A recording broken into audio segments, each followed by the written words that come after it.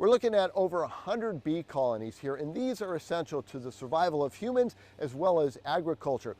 But the hurricanes that went through Florida, Ian specifically, literally wiped out tens of thousands of hives, as well as taking away the food they needed to survive.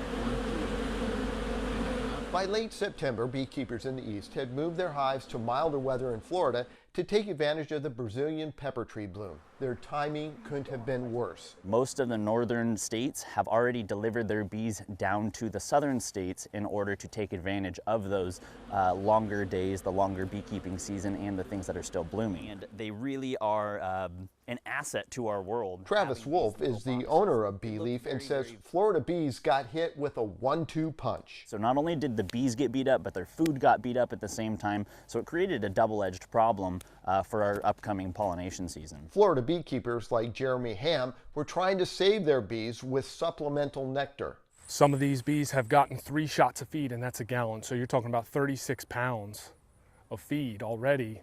And you can still go back after they suck the feed down, and it looks like they never were fed at all. This will be used for liquid bee food. Supplying beekeepers was Mann Lake Bee and Ag Supply, and they were producing sugar water nectar as fast as they could. To offset costs, federal aid was available through application, but others were helping, like the Greater Good Charities, which donated a 1/4 ton of pollen supplement.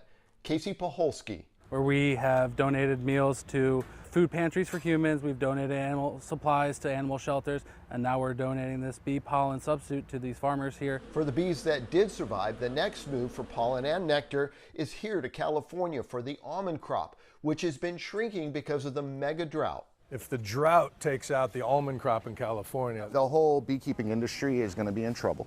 Andrew Wagner is from Mann Lake Bee and Ag Supply and says bees have become dependent on humans for survival. And if all the beekeepers released all of their bees, every beekeeper in the country, if they just released all their bees into the wild, we estimate it'd be about 2 to 3 years before bees would just collapse. The use of uncontrolled pesticides, encroachment through development, and invasive pests are the reasons. And here in San Diego, Travis Wolf agrees. Kind of.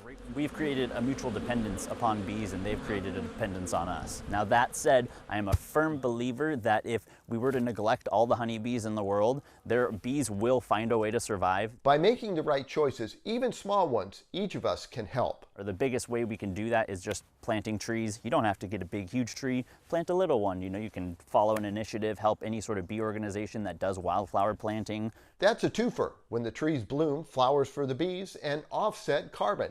The other, spraying pesticides on flowering plants. And they're very effective. The problem is that bees will intercept that, take it to the colony, and ultimately can poison themselves. So now you can see how fragile bees really are and how important they are to our existence and we are to them. And as Travis said, if you eliminate a few things around the house and add some, you can help the bees out in survival. Sean Stiles, Earth 8.